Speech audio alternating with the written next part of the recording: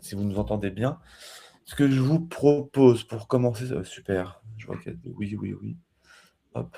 Ce que je vous propose, c'est que pour commencer ce webinaire, le temps que tout le monde arrive, parce qu'on sait bien que parfois il y a des petits retards de connexion, des petits problèmes techniques, tout ça, c'est que vous puissiez nous mettre rapidement dans le chat, tout bêtement, d'où vous êtes, donc dans quelle région vous vous situez, et si jamais vous avez déjà lancé votre activité ou pas encore. Et comme ça nous laisse le temps, on va pouvoir prendre un peu, enfin lire un peu vos réponses et tout. Savoir d'où vous êtes, ça va nous aider à vraiment nous prendre conscience que vous êtes partout en France, et ça va, c'est trop chouette. Et en parallèle, on va pouvoir commencer doucement à se présenter, tout ça. Donc, pour ce webinaire, euh, donc enfin, il y a Ladi qui organise ce webinaire accompagné de Indy, qui va se présenter au fur et à mesure de la conférence. C'est Indy qui va même animer ce webconférence, et Kelly d'Indy qui nous fait l'honneur d'être là. Mais avant tout, je vais commencer par une petite présentation de Ladi, histoire que vous sachiez un peu aussi d'où on vous parle et pourquoi est-ce qu'on organise ce webinaire, comment ça fonctionne. Enfin, si tu veux te présenter, Kelly, rapidement, vas-y. Bah non, bah du coup Kelly Indy, ça fait 5 ans que je travaille chez Indy et puis j'aime bien animer des webinaires, surtout avec Gladys, donc voilà, j'ai hâte. Trop bien. Bonjour à tous. Donc, j'ai vu qu'il y en avait du Morbihan. On se laisse jusqu'à 11h02 et à 11h02, je commence à dérouler. Alors oui, petite question de cadrage. Donc, vous pouvez poser vos questions dans le chat. On prendra le temps d'y répondre. Il y aura un replay qui sera disponible sur la chaîne YouTube de l'ADI. Et donc voilà, enfin, bon, les grandes lignes. C'est un peu les deux questions simples. Non, il n'y a pas de sous-titrage malheureusement. Il y a normalement, vous allez avoir pas mal d'informations sur les slides. Et sur la vidéo Ah, YouTube, normalement, il y a le sous-titrage automatique. ouais, j'allais dire, il y a le sous-titrage automatique sur YouTube en général, donc je vais essayer d'articuler. Ah, trop bien. Voilà, hop, il est 2, donc on va pouvoir commencer à dérouler un peu la présentation. Hop, alors, tout d'abord, qu'est-ce que c'est que l'ADI? Donc juste, l'idée c'est vraiment que vous sachiez un peu dont on vous parle, pourquoi l'ADI organise aussi ces webconférences avec Indy, et quel est l'objectif derrière tout ça. Donc alors, l'ADI, c'est une association qui est reconnue à but non lucratif, de loi 1901, et reconnue d'utilité publique, qui a aujourd'hui un peu plus de 35 ans d'existence, 37 ans, et qui a pour objectif, enfin, le credo de l'ADI, enfin, pardon, c'est le matin, je parle un peu dans tous les sens. L'ADI, ça a été fondé par une économiste qui s'appelle Maria Novak, et qui est un peu la pionnière du microcrédit en France et en Europe. Donc le concept du microcrédit, c'est de prêter des petites sommes d'argent pour lancer des projets entrepreneuriaux. Voilà. Donc, le credo de l'ADI, ça part du principe que tout le monde peut entreprendre, quelles que soient les ressources financières à disposition ou le niveau de connaissance entrepreneuriale. Et donc, pour ça, ce qu'on propose, c'est du microcrédit, donc des petits prêts financiers, et un accompagnement personnalisé, professionnel, fondé sur le respect, la confiance, la solidarité, la responsabilité. C'est-à-dire que même si on vous accompagne, c'est toujours vous qui faites vos choix d'entreprise. Nous, on est là pour vous aiguiller, vous donner des conseils, vous appuyer, mais c'est toujours vous qui faites concrètement ce que vous entendez avec votre entreprise. Pour vous donner un ordre de grandeur, parce que l'ADI, ça souffre toujours un peu d'un déficit de notoriété par rapport à la taille que ça a. Aujourd'hui, l'ADI, c'est quand même une grosse structure, puisqu'on est 900 salariés, 1400 bénévoles présents partout en France. C'est bon, 204 agences, ça peut varier, 1300, enfin 313 permanences. Ça sert à rien de retenir ces chiffres précisément. L'idée derrière ça, c'est que l'ADI est une association qui a vraiment une culture de la proximité et qui a pour but d'aller vers les porteurs de projets. On cherche pas forcément à attendre que vous poussiez la porte des agences ADI, parce qu'on sait que c'est pas simple de franchir le pas, mais on essaie vraiment d'aller vers vous pour vous conseiller, vous accompagner. Dans les missions de l'ADI, en gros, on a trois grands champs de mission. Le premier qui nous concerne un peu moins ici, c'est le plaidoyer, de plaider. En gros, l'ADI est engagé pour la défense des droits pour les petits entrepreneurs. Quand on dit petits entrepreneurs, des entrepreneurs qui viennent de se lancer, les petites entreprises qui n'ont pas forcément de salariés ou un, deux salariés, et qui souvent sont un peu moins représenter auprès des pouvoirs publics, l'ADI est investie auprès de ces entrepreneurs-là. Donc déjà pour permettre à tous d'entreprendre. Et aussi, par exemple, notamment sur des enjeux dont on a entendu parler dernièrement, comme l'ACRE, donc l'exonération partielle de cotisations sociales. On ne rentre pas dans les détails là, c'est pas l'enjeu. Mais en gros, l'ADI était mobilisé pour permettre au plus grand nombre de bénéficier d'une exonération fiscale. Le gouvernement est revenu dessus, on n'a pas eu gain de cause cette fois-ci. Néanmoins, on avait aussi été mobilisé sur les seuils de TVA. Voilà, bref, je ne rentre pas dans les détails, mais tout ça pour vous dire que c'est intéressant de suivre l'actualité de l'ADI parce que ça reste important pour vous tenir au courant de ce qui se passe sur les enjeux un peu économiques et les enjeux de gestion d'entreprise. Ensuite, ce qu'on fait, c'est aussi un accompagnement. On est là principalement pour ce qu'on appelle conseiller et financer les entrepreneurs. C'est-à-dire qu'on essaye d'apporter un premier niveau de conseil à tous les entrepreneurs qui en ont besoin. Quand on dit niveau de conseil, c'est dans le cadre de ces webconférences-là, mais aussi des ateliers en agence, d'autres webconférences. On a des fiches pratiques disponibles sur le site itadi.org. On a un outil qui s'appelle Je construis mon projet, pas mal d'outils digitaux qui sont à disposition pour vous aider à structurer vos projets et qui sont vraiment à disposition de tout le monde, sans engagement, sans besoin particulier. Enfin, sans engagement et sans conditions particulières. Et pareil, le but, c'est d'être là pour financer les projets, donc on va vers vous pour vous proposer des financements, pour vous expliquer comment ça fonctionne, pour répondre aux besoins. Et ensuite, on a une offre d'accompagnement un peu étoffée, personnalisée. Ça, c'est la troisième mission, qui elle est plutôt dédiée aux personnes qu'on a financées, parce que malheureusement, on ne peut pas accompagner tout le monde pour des questions de ressources humaines, même si on est 1300 bénévoles et 900 salariés. On finance près de 30 000 personnes par an, donc on n'a pas les ressources nécessaires pour accompagner absolument tout le monde. Donc on se concentre sur ceux qu'on a financés. Voilà, et après ça, dans les grandes lignes, pour les financements ADI, comme je vous l'ai dit, on est à but non lucratif, donc on se distingue pas mal d'une banque sur pas mal de choses, parce qu'on ne demande pas d'apport personnel. On finance sans garantie sur le matériel financé, c'est-à-dire qu'on ne saisit pas le matériel qu'on a financé.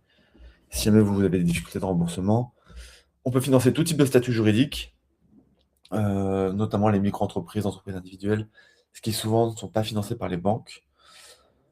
Tout type d'activité, bâtiment, BTP, enfin, du moment que c'est légal et pour une création d'entreprise, on peut financer. Et même tout type de dépenses. C'est là où une banque va souvent financer des investissements matériels. Nous, on va financer principalement, enfin, on peut, enfin, donc des machines, une voiture, tout ça, nous, on va financer.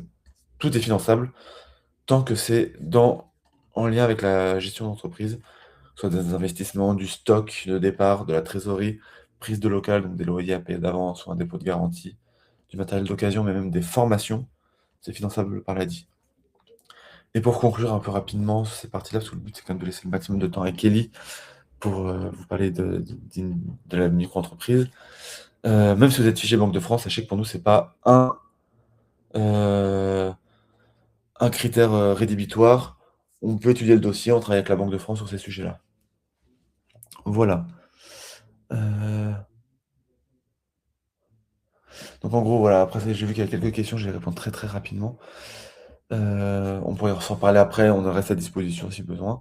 En gros, nous, on peut accompagner, c'est vrai qu'on accompagne plutôt des projets qui sont déjà structurés, néanmoins, n'hésitez pas à pousser la porte des agences ADI. Si jamais c'est trop tôt pour nous, on vous réorientera vers des partenaires, ou alors parfois on peut vous accompagner dès le début, ça dépend vraiment des agences. En couveuse, je peux avoir accès à un préadi, évidemment, il n'y a pas de problème là-dessus, normalement. Tac, tac, tac. Ok. Ok, donc normalement, après, c'est bon. Ok. Non, alors, il n'y a pas d'adhésion nécessaire, mais voilà, l'idée, c'est vraiment, si vous avez besoin, vous pouvez prendre rendez-vous directement sur le site internet de l'ADI ou appeler directement les plateformes, elles seront capables, de l'ADI, c'est un appel gratuit, capables de vous orienter. On ne demande pas forcément un business plan pour vous financer. L'idée, c'est vraiment de se baser sur qui vous êtes, vos projets, et surtout, le conseil ADI est là pour co-construire le financement avec vous. Donc, faire en sorte que le financement soit vraiment utile pour vous et que ça ne vous mette pas dans les ennuis financiers. Voilà, je laisse passer tout de suite la parole à Kelly pour la suite de l'activité. De... Merci beaucoup. Merci beaucoup, Auguste, pour toutes ces informations. J'ai appris plein de trucs sur la vie, c'est cool. Alors, aujourd'hui, on va parler on va dire de la base de connaissances à avoir sur la micro-entreprise. On va essayer d'aller droit au but. Si jamais vous avez des questions, j'ai avec moi ma collègue pour vous répondre, pour vous répondre au fur et à mesure. Mais je pense qu'à la fin, on aura une petite session questions-réponses avec ma collègue Julie pour répondre à vos questions. Donc, n'hésitez vraiment pas. Donc, au sommaire, on va parler des types de revenus parce que je pense que vous avez déjà vu le terme BIC, BNC, etc. Donc, on va essayer de mettre un peu d'ordre dans tout ça. On va comprendre ce qu'est réellement le statut de la micro-entreprise, les principales obligations et on va parler aussi un petit peu de Indie, forcément, pour les micro-entreprises. Est-ce que vous pouvez me dire dans le chat si vous connaissiez Indie avant ce webinaire-là ou si c'est la première fois que vous entendez parler de nous? Donc, n'hésitez pas à répondre. Il y a un peu de tout, pas du tout, oui, non, première fois. Ok, bon, du coup, juste petite présentation, ça fait 10 ans, mais littéralement, ça fait 10 ans, on a été créé le 1er juin 2016, donc ça fait 10 ans qu'on existe. Notre mission, c'est de simplifier la vie des indépendants en rendant la compta, l'admin, simple, rapide et ludique. Donc, on va pouvoir accompagner les personnes sur la partie création d'entreprise, mais avec l'application qu'on a développée, on va pouvoir automatiser la comptabilité, la gestion. Vous allez pouvoir gérer votre facturation, créer un compte pro avec nous aussi, c'est gratuit, et faire vos déclarations et vos bilans, le cas échéant. Bref, pour vous donner quelques chiffres, 320 employés chez Indie, basés à Lyon et à Paris, pour les plus courageux. Un tiers est dédié au service client. On sert plus de 300 000 personnes aujourd'hui. Ça fait 5 ans que je travaille chez Indie et quand j'ai commencé, il n'y avait que 30 000 personnes. Et là, on passe à 300 000. Je trouve ça trop bien. Et ce qui est encore mieux, c'est de voir qu'on a réussi à maintenir un taux de satisfaction élevé malgré la croissance. Donc 4,8 sur 5. Voilà. Allez, bon, fini pour les présentations. On va pouvoir attaquer le webinar. Donc, commençons par les types de revenus. Donc, en IR, impôt sur le revenu, on est soit en BIC, soit en BNC, soit en BA, bénéfices agricoles, mais sur Indie, on ne gère pas les bénéfices agricoles. Et en fait, qu'est-ce que c'est, pardon Ça vient qualifier la nature de votre activité. D'accord? BNC, bénéfices non commerciaux professionnels, ça va qualifier les prestations intellectuelles, les professions libérales. Par exemple, tout ce qui est traducteur, architecte, mandataire immobilier, médecine douce, mais aussi j'ai vu, il y avait certaines personnes qui étaient assistantes administratives ou en devenir, ce sera du BNC. Et il y a aussi BIC, bénéfices industriels et commerciaux. Et là, il y a 2 sous-catégories.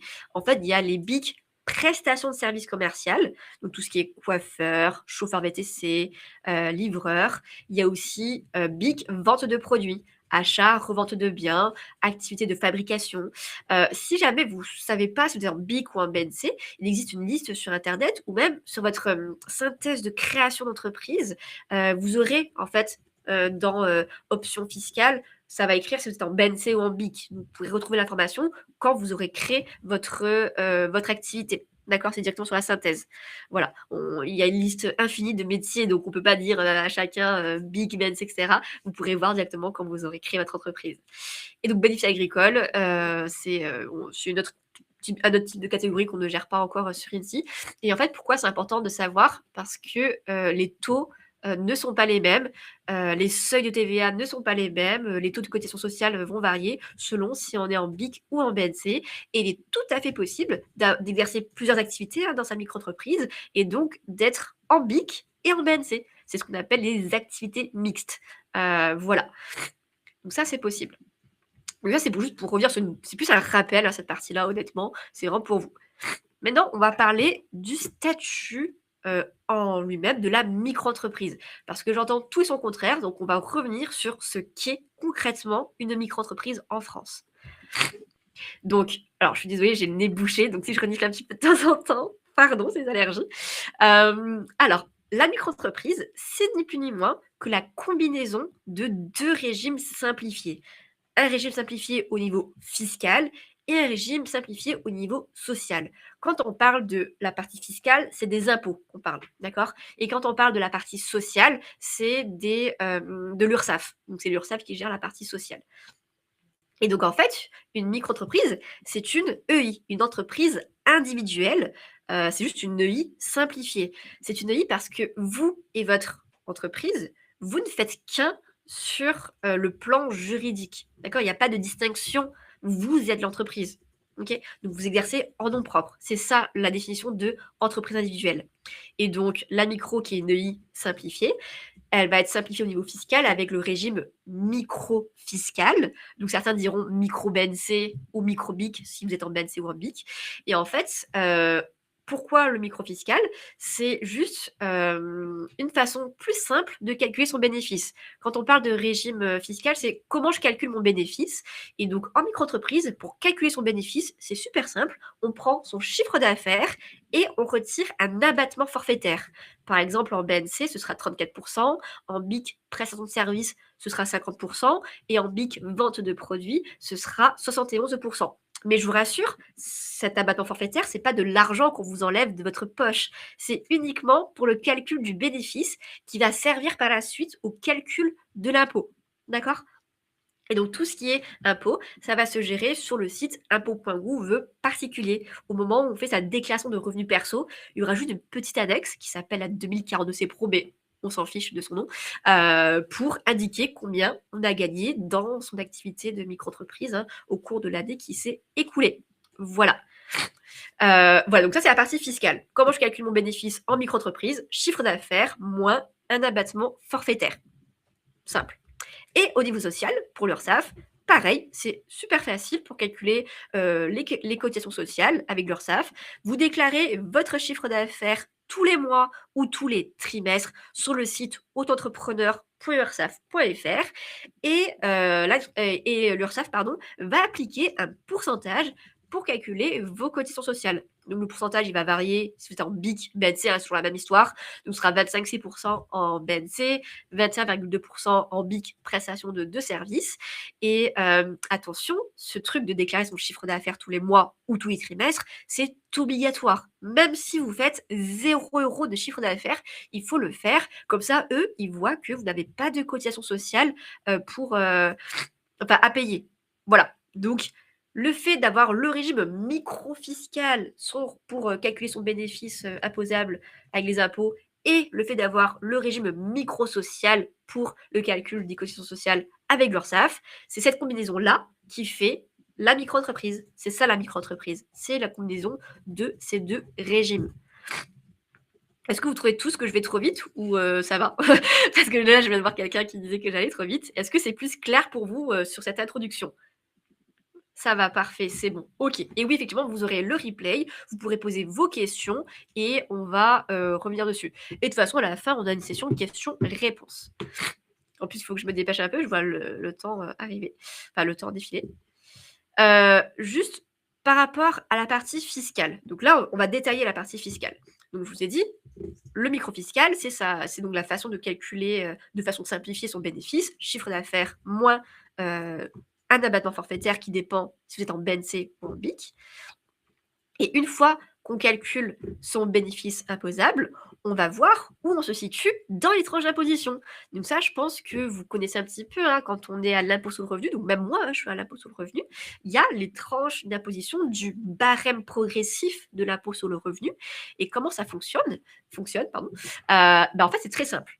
On imagine, là on imagine, on a des tranches d'imposition, on a des taux à chaque tranche d'imposition. On imagine qu'en faisant chiffre d'affaires moins l'abattement forfaitaire, j'obtiens une base imposable de 32 000 €. D'accord?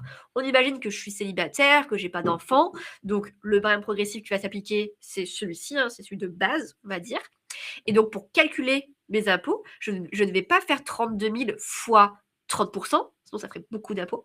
Non, on va y aller progressivement dans le calcul. Donc, on va appliquer 0% d'impôt sur la tranche de 0 à 11 600 € de bénéfice, puis 11% de 11 600 à 29 000 € de bénéfice, puis 30% de 29 000 à 32 000 € de bénéfice. Et ça va s'additionner comme ça.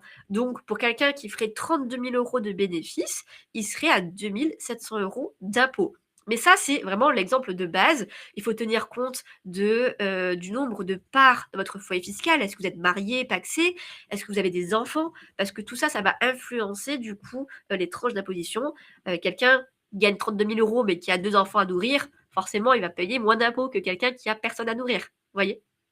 Donc voilà, je vous rassure, ce n'est pas à vous de calculer tout ça, c'est aux impôts de le faire. Vous avez juste à dire combien vous avez gagné en termes de chiffre d'affaires. Vous ne retirez rien du tout au moment de la déclaration de revenus. Vous dites votre chiffre d'affaires et après, il se débrouille. Voilà. Mais là, l'objectif, c'était vraiment que vous puissiez comprendre en fait la mécanique derrière comment ça se calcule les impôts en fait derrière. Voilà. Donc ça, c'est pour la partie fiscale. Et donc pour la partie sociale, je ne vais pas vous dire plus de choses que ce que j'ai déjà dit, c'est très simple. Vous déclarez votre chiffre d'affaires tous les mois, tous les trimestres, obligatoirement, donc même avec 0 €. Et l'URSSAF appliquera un pourcentage qui dépend de votre type d'activité, BNC, BIC, etc. Et donc vous allez voir, quand vous faites votre déclaration de chiffre d'affaires à l'URSSAF tous les mois, en fait, c'est des cases. Il y a une case pour l'activité BNC, une case pour l'activité BIC, prestation de service. Donc, si jamais vous avez plusieurs activités, vous remplissez le chiffre d'affaires afférent à chaque type d'activité. Et après, ils appliqueront correctement le pourcentage. Voilà. Donc là, on prend un exemple très simple. Quelqu'un qui fait 3 000 € de chiffre d'affaires sur le mois, il va payer 768 € de cotisation sociale. Voilà. Voilà pour ça. Pouvez-vous commenter la méthode de calcul? C'est très simple, c'est les tranches d'imposition et on y va progressivement. On applique au fur et à mesure à chaque partie du bénéfice. Donc 32 000, de 0 à 11 000, de 11 000 à 29 000 et de 29 000 à 32 000. Désolée, je commence à avoir mon nez qui se bouche. Attendez, je me bouche 2 secondes.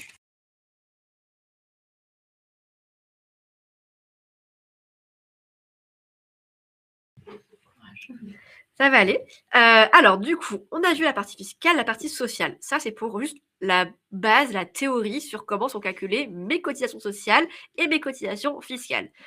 Maintenant, on va voir la partie obligations, parce que quand on a une micro-entreprise, on a des obligations au quotidien. Merci pour le bon courage, j'ai bien bon courage passé. Alors, première obligation, c'est l'obligation comptable. Quand je parle de comptabilité, en fait, c'est vraiment ce qu'on doit faire au quotidien, on va dire, tout au long de l'année. Et en fait, votre seule obligation, j'espère pas que c'est le Covid, votre seule obligation, c'est le livre des recettes. Qu'est-ce que c'est ce truc? C'est juste un registre comptable qui va venir répertorier chronologiquement tous vos encaissements, toutes les recettes que vous allez encaisser au cours de votre exercice. Vous n'avez pas le choix pour l'exercice, c'est forcément du 1er janvier au 31/12 pour les micro-entrepreneurs. Et donc, il y aura plusieurs informations comme la date d'encaissement, l'identité du client si vous l'avez, je sais pas moi, le montant hors taxe, le montant TTC si jamais vous avez la TVA. Et ce qui est trop bien, c'est qu'il n'y a pas de règles en soi pour tenir ce livre des recettes. Il y en a, ils le font sous format papier, ils vont acheter dans une librairie un livre de recettes vierge. Il y en a qui le font sous format numérique, ils peuvent le faire sur Excel ou sur des solutions comme Indy, c'est à vous de voir. Mais honnêtement, c'est pas très compliqué de tenir un livre des recettes, juste vous dites ce que vous avez encaissé. Et par contre, si jamais vous êtes en vente de produits, il y a aussi le registre des achats à tenir, à savoir tout ce qui vous a aidé à créer votre bien que vous vendez. Donc voilà, il faut juste, pareil, mettre la date de quand vous avez acheté telle matière première. Et voilà. Mais vraiment, le plus important, en réalité, c'est le livre des recettes. Voilà. Donc on a mis sur Indy, vous pouvez avoir votre livre des recettes basé sur votre comptabilité qui est automatisée. Les prestataires de services ne sont pas concernés par le registre des achats, effectivement. Il y a une autre obligation que j'ai mis en haut à droite, c'est de garder vos justificatifs si et seulement si vous êtes redevable de la TVA. D'accord? Je précise, il ne faut pas opposer micro-entreprise et TVA. On peut être en micro avec de la TVA. Et si jamais vous êtes redevable de la TVA parce que soit vous avez fait la demande, soit vous avez dépassé les seuils, il faudra prendre l'habitude de conserver vos justificatifs. Parce qu'en fait, quand on a la TVA, va pouvoir déduire la partie TTC des dépenses professionnelles. Mais si jamais vous êtes contrôlé, ils vont vous demander, OK, il faut prouver que vous avez retiré de la TVA sur ça, mais prouvez-moi que c'est une dépense pro. Et hop, vous montrez le justificatif, la facture de la dépense. Voilà. Savoir si en fait, la TVA, quand vous allez créer... En fait, quand on crée une micro-entreprise de base, on est tous en franchise en base de TVA, c'est-à-dire qu'on n'a pas la TVA. La TVA, on l'a si et seulement si on en fait la demande expressément au SIE, Service Impôts Entreprises, sur le site impôts.gouv professionnel. Il y a une messagerie pour parler avec votre SIE. Le SIE, c'est un peu vos référents, on va dire, par rapport à la partie impôts liée à votre entreprise. Chaque ville a son SIE. Vous êtes forcément rattaché à un SIE. Vous pouvez les avoir au téléphone. Vous tapez SIE plus nom de la ville sur Internet. Première page, vous avez le mail et le numéro de téléphone. Bref, vous pouvez les appeler, mais l'information, vous l'avez aussi sur votre synthèse de création d'entreprise que vous allez obtenir quand vous allez créer votre entreprise sur le site de l'INPI. Mais bon, dans tous les cas, en vrai, appelez le SIE, en vrai, ils sont réactifs, donc autant en profiter. Bref, voilà. Mais la TVA, on l'a que si on en fait une demande ou que si on dépasse des seuils de TVA.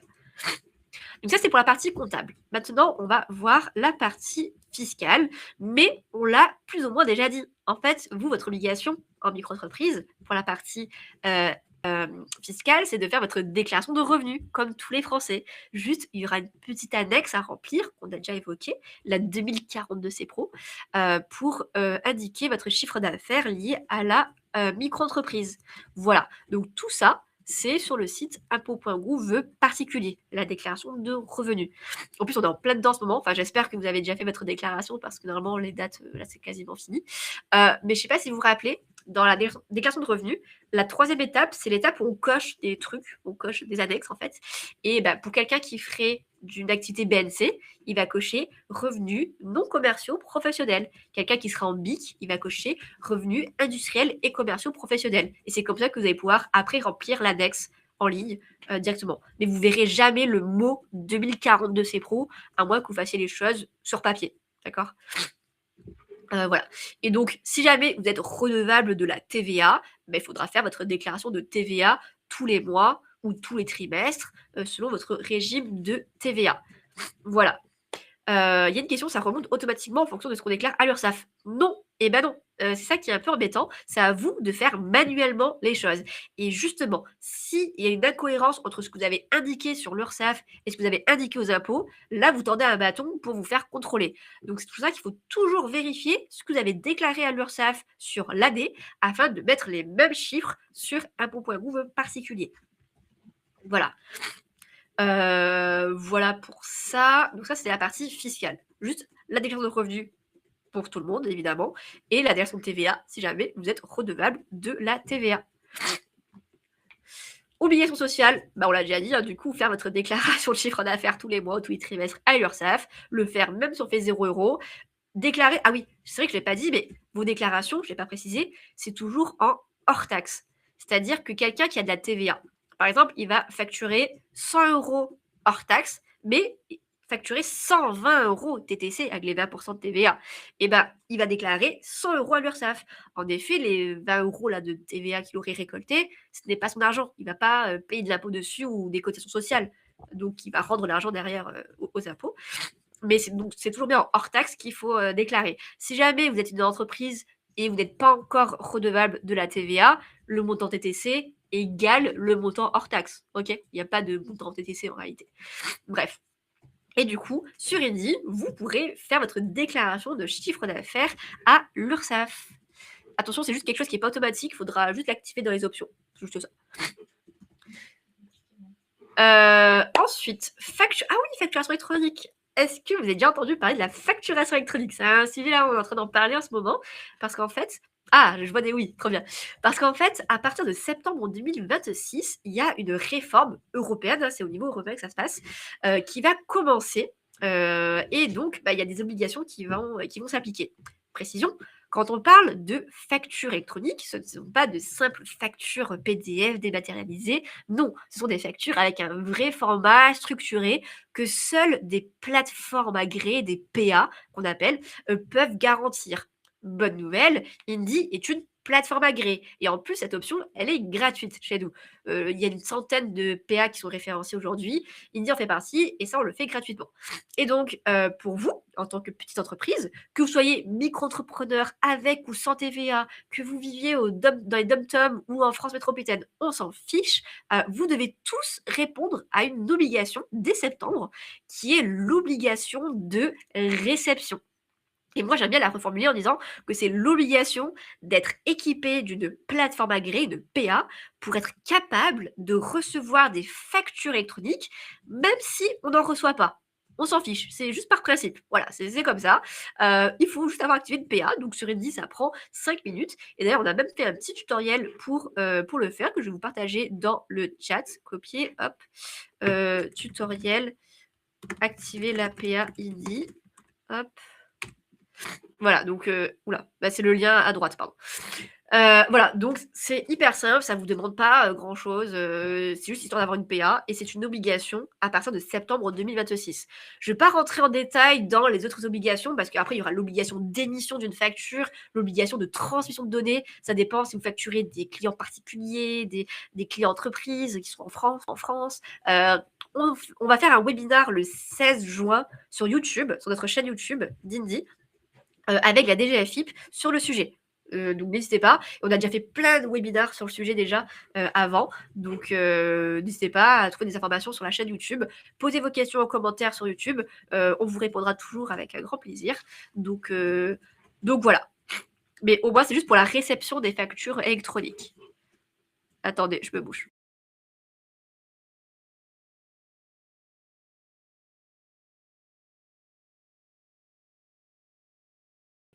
Alors, du coup, ça c'est par rapport à la facturation électronique. Et maintenant, Indy. Indy, donc comme je vous ai dit, c'est un logiciel en ligne qui va permettre de pré-bâcher votre comptabilité, d'automatiser tout ça. Je ne sais pas si je peux partager mon écran. Attendez, partager. Alors, attendez, hop.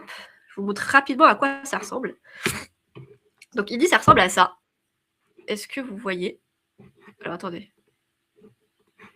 C'est la première fois que je partage mon écran, je crois, dans le live. Est-ce que vous voyez bien mon écran ou pas? Ouais, super, génial.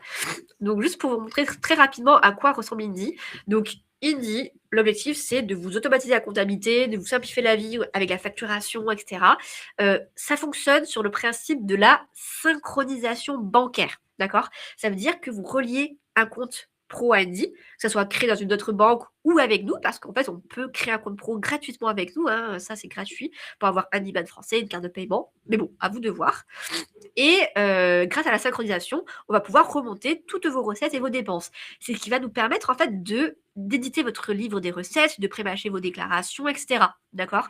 Donc il y a donc des transactions où Indy va catégoriser tout seul, hein, vous vérifiez juste qu'il remonte tout correctement. Vous pouvez lier un justificatif à une dépense, mais encore une fois, il n'y a pas d'obligation, hein, vous pouvez les conserver dans une boîte à chaussures si ça vous enchante. Tant que vous les avez, on s'en fiche.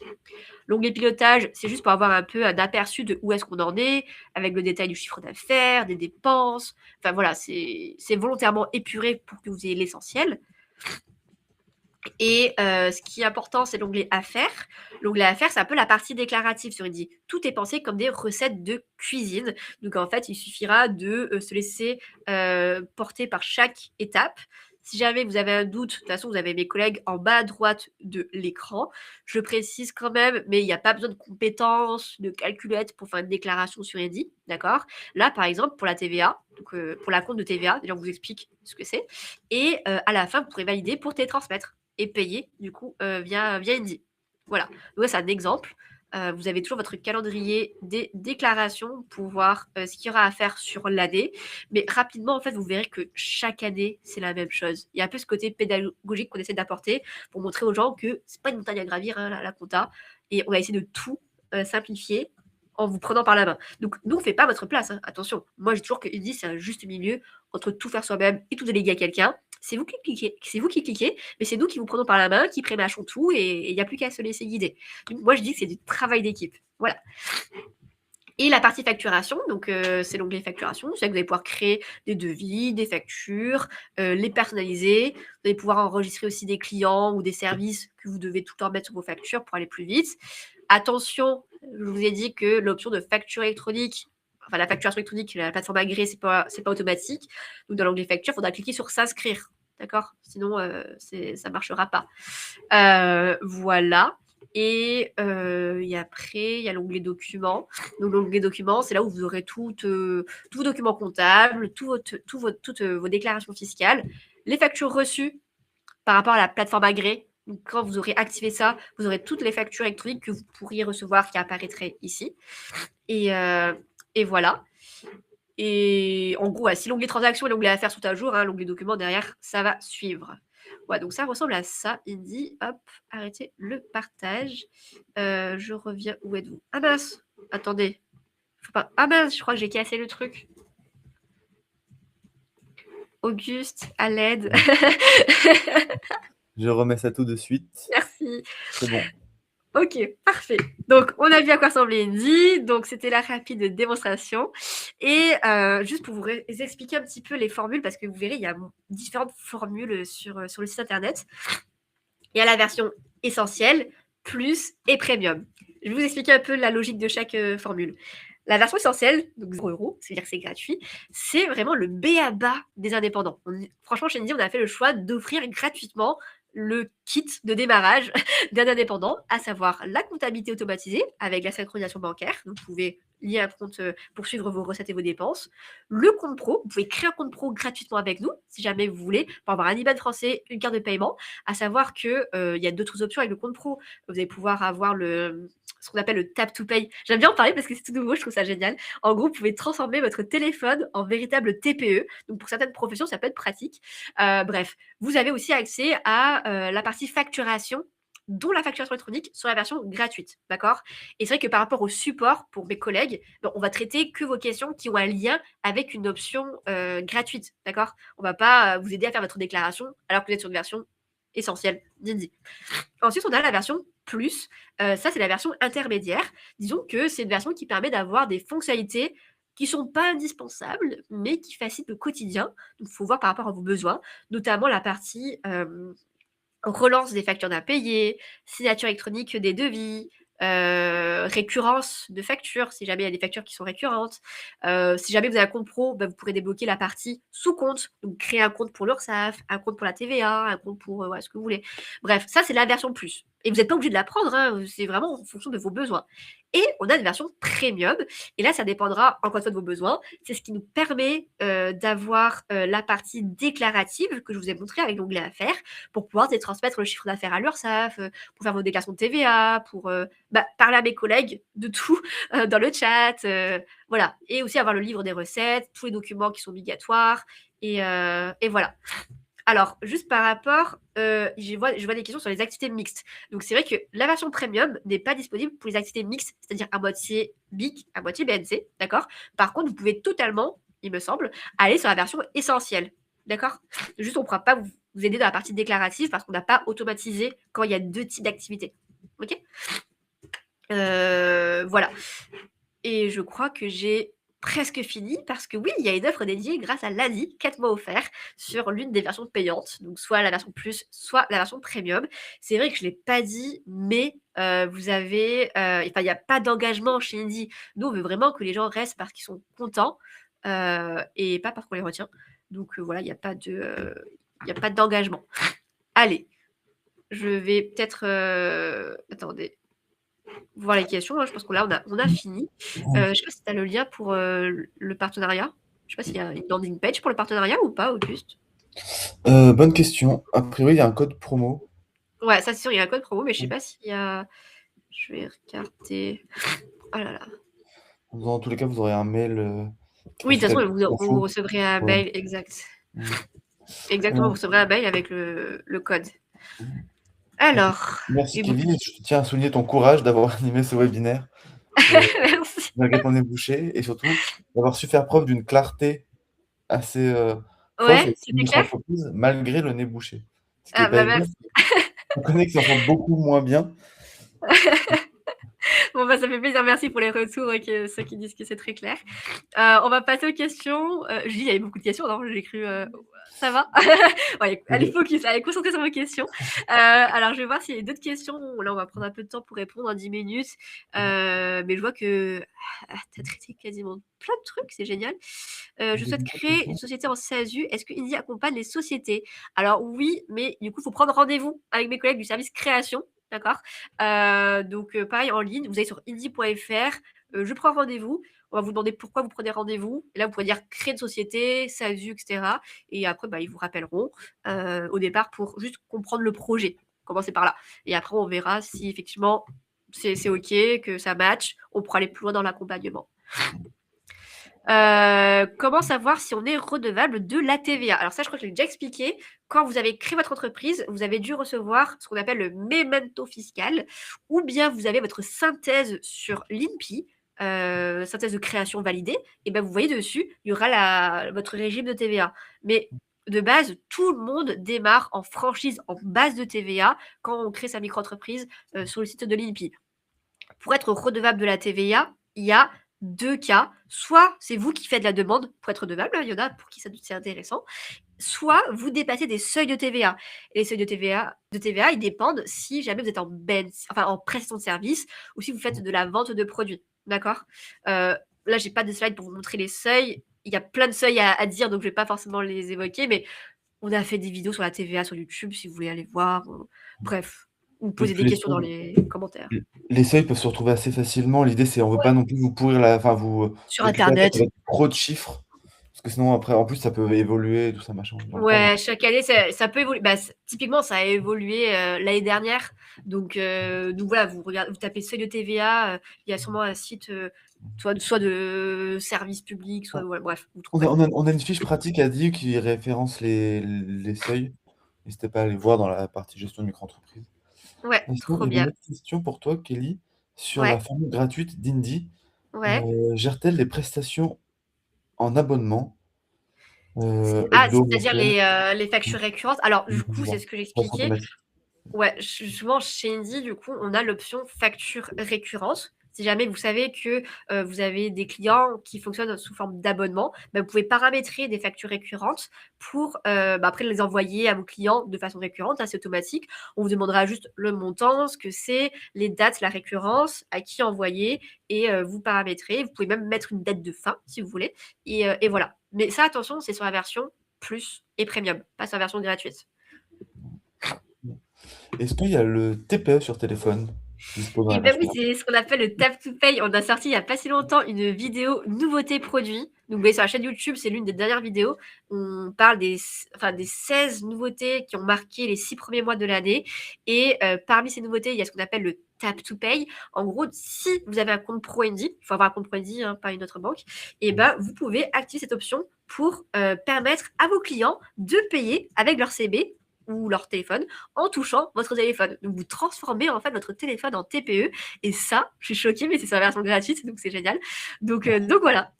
Ouais, comme quoi, il y a plein de choses sur la version, même sur Et la oui, non, version mais gratuite. moi j'étais choquée quand j'ai appris que c'était sur la version gratuite. Surtout qu'il y a beaucoup d'autres structures qui proposent ne serait-ce que la facturation électronique, les Ouais, factures, enfin, les TPE téléphone dans des versions vraiment payantes. Kindi propose tout ouais, ça dans une version gratuite, c'est assez incroyable. Et ouais. ça aide beaucoup d'entrepreneurs qui se lancent. J'ai une question de Jean-Paul. Pourriez-vous repréciser en quoi consiste la démarche à faire pour déclarer la TVA sur le site des impôts? Alors déjà, il faut être sûr d'avoir la TVA, donc vous leur demandez au pire.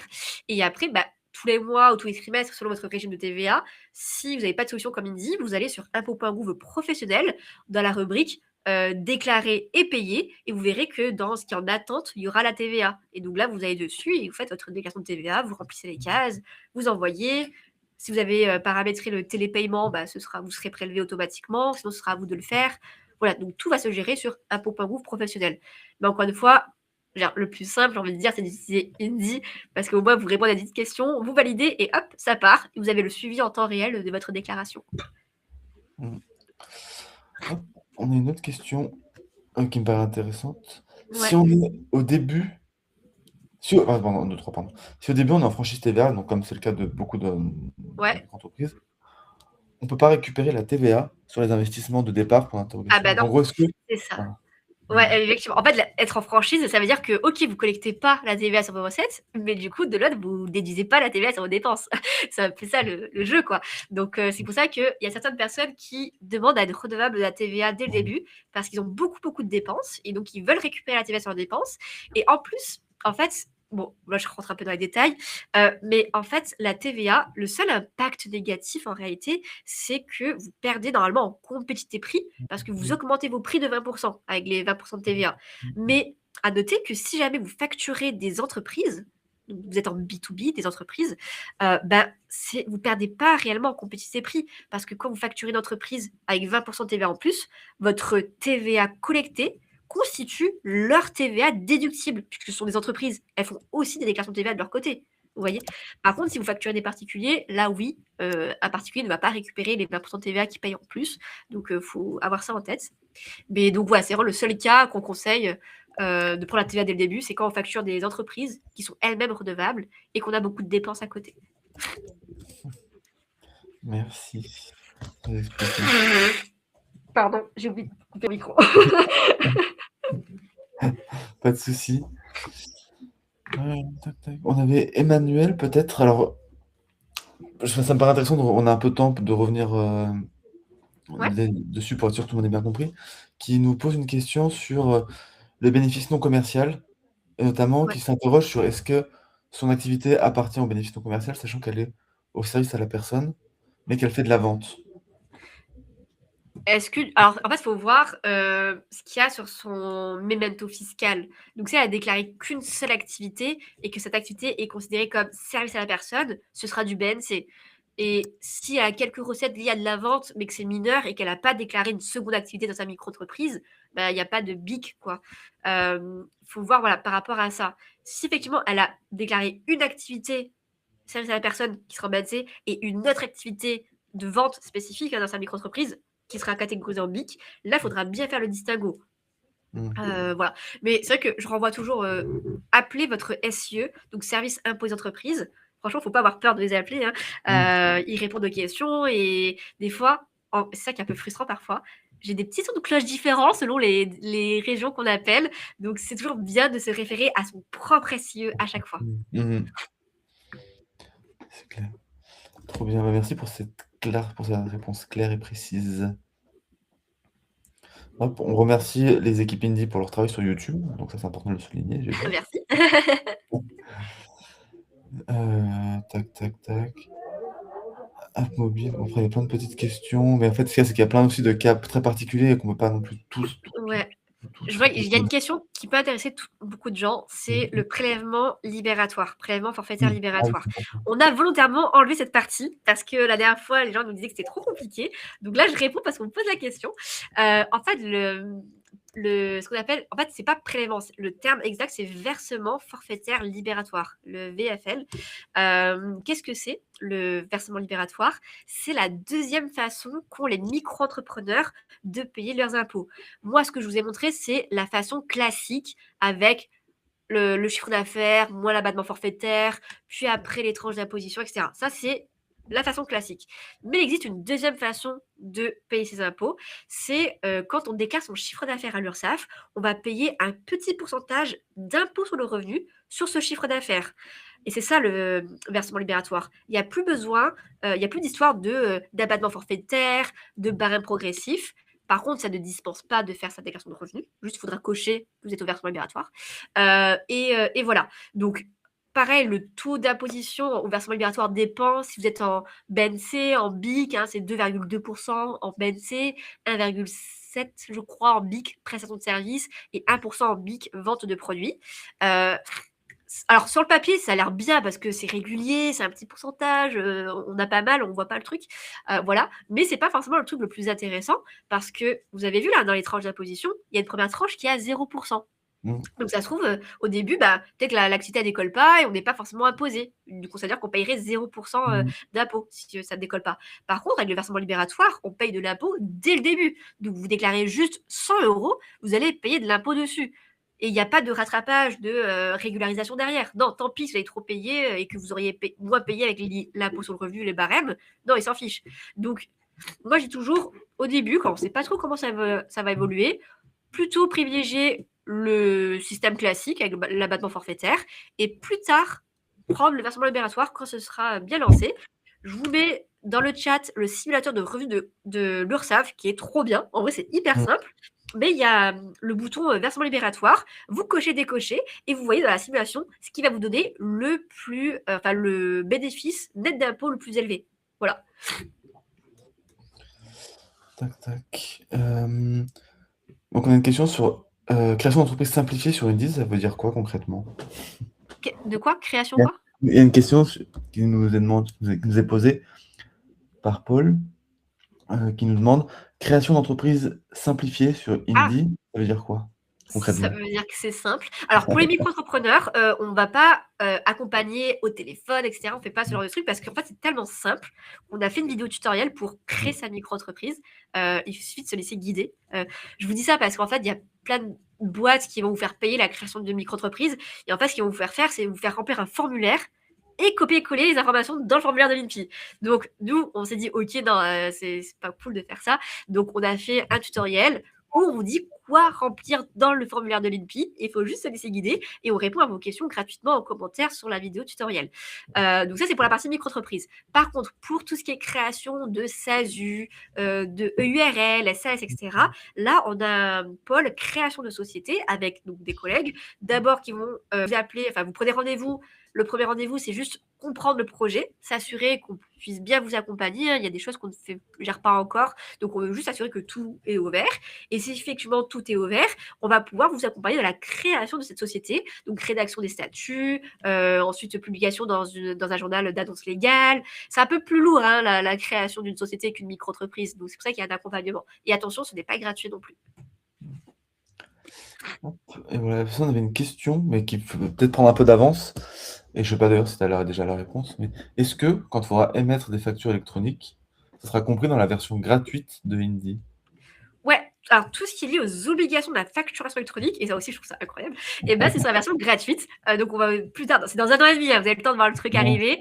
Là, du côté des impôts, ils sont la tête dans le guidon à essayer de s'assurer que tout est OK pour septembre 2026. Donc c'est vrai qu'on des fois on a plein de questions sur septembre 2027, mais on est en mode on vous permettra de le faire gratuitement, mais concrètement quand ça va se passer, je peux pas trop vous dire parce que c'est pas encore tout carré du côté des impôts. Mais oui, ce sera sur la version gratuite, l'émission des factures électroniques. Mmh. Donc si vous rejoignez Indy, si vous ouvrez un compte Indy maintenant, vous n'aurez pas de problème plus tard avec l'ouverture des C'est impôts. un Donc peu n'hésitez ouais, le, pas le, le à prendre de récap. l'avance. Vous pouvez prendre de l'avance dès maintenant. Tac, tac, tac. Donc bon, après, il y a des questions sur la gestion des acomptes, tout ça, mais c'est peut-être un peu trop restrictif.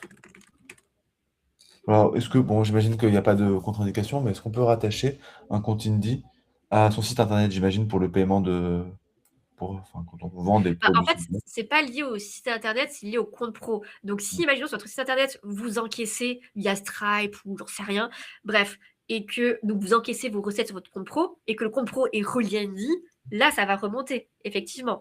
Et il faut savoir que dans le cadre de la réforme, imaginons que vous vendez des, je sais pas moi, qu'est-ce qu'on peut vendre? Des sacs pour porter les chats. Je dis ça parce que j'ai acheté ça dernièrement sur internet. Donc, imaginons que vous vendez des sacs pour chiens. Vous n'avez pas forcément le détail des informations de votre acheteur, vous voyez. Et ça, on s'en fiche en fait du détail de qui a acheté quoi.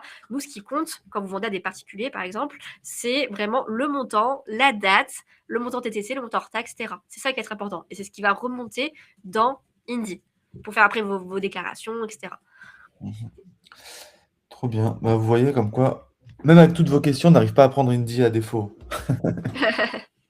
Tellement pas, enfin, tellement bien fait. J'avais une question aussi sur le fonctionnement de la micro-entreprise, donc qui est très personnelle, mais qui permet quand même de s'interroger philosophiquement sur le statut de la micro-entreprise.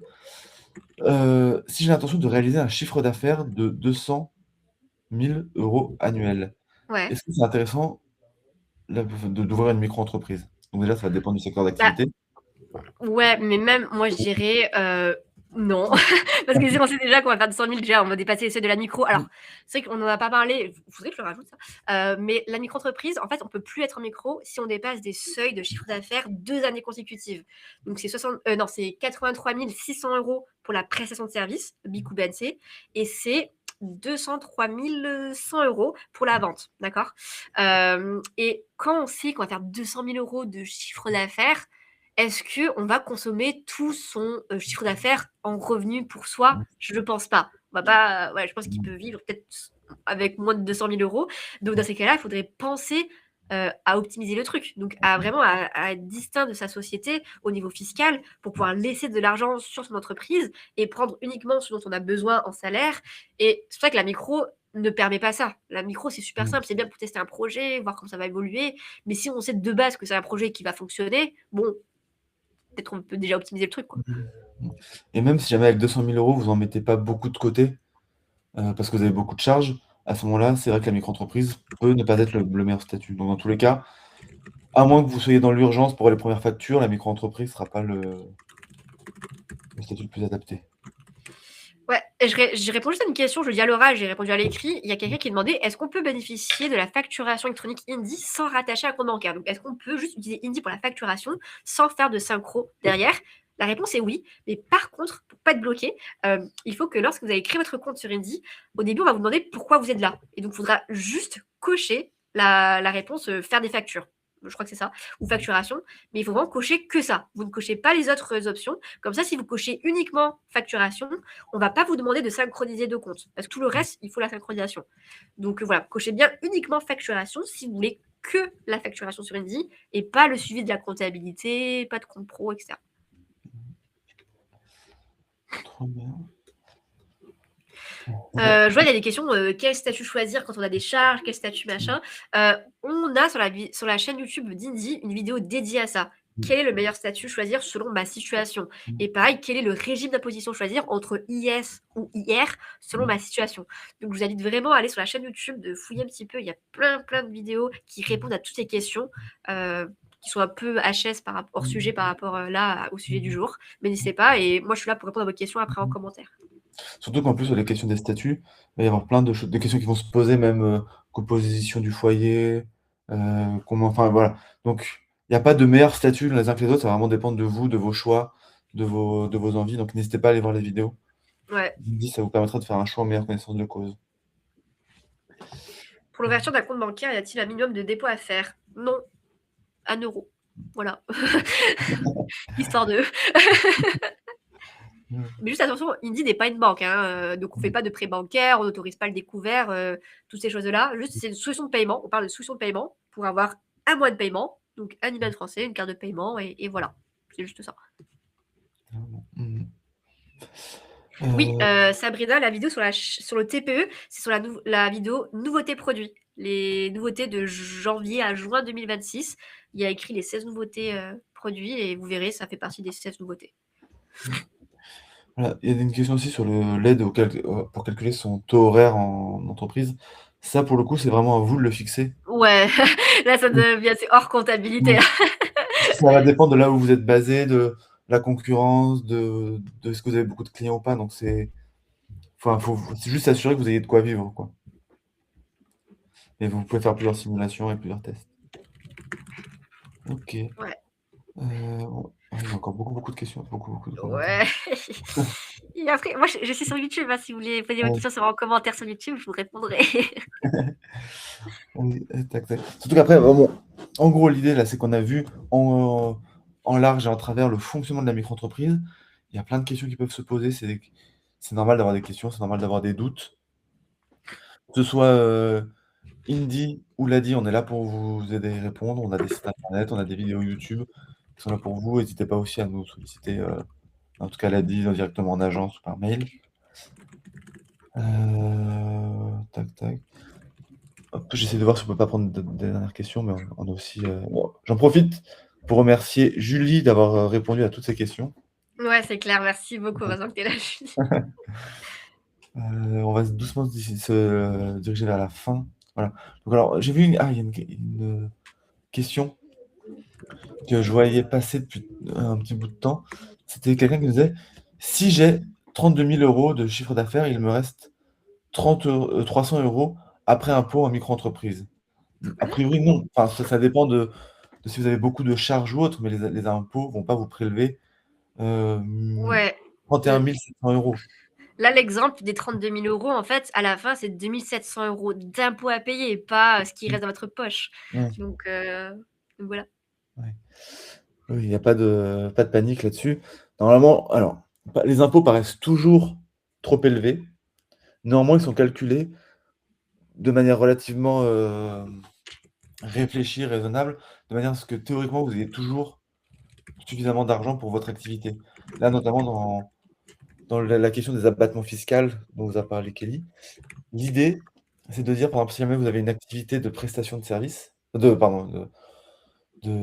commercial, vous allez avoir 70% d'abattement fiscal parce que l'administration fiscale considère que vous allez avoir 70% de votre chiffre d'affaires qui va être réinvesti dans votre entreprise. Donc après, c'est à vous de voir si c'est effectivement le cas. Si vous êtes en dessous des 70%, bah, c'est intéressant. Si vous êtes au-dessus des 70%, ça vaut le coup de réfléchir à un autre statut.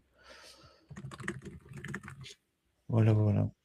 Bon, il est l'heure de la fin de cette C'est vidéo. l'heure de manger. Voilà. On vous remercie d'avoir suivi cette vidéo. Merci encore Kelly d'avoir animé cette Merci visioconférence à avec le tous pour votre brio malgré participation. ce nez bouché. Merci. Merci Julie d'avoir répondu aux questions. Merci à tous. J'espère que ça vous a plu, que ça a été pertinent pour vous. Enfin, je ne doute pas que ça a été pertinent, que ça vous a permis de voir plus clair. Et si vous avez des questions, on reste disponible. Le replay sera disponible sur YouTube.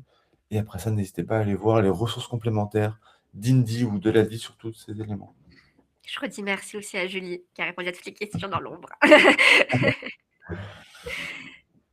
Bon appétit tout le monde, bonne journée, puis au plaisir de vous revoir sur Indy.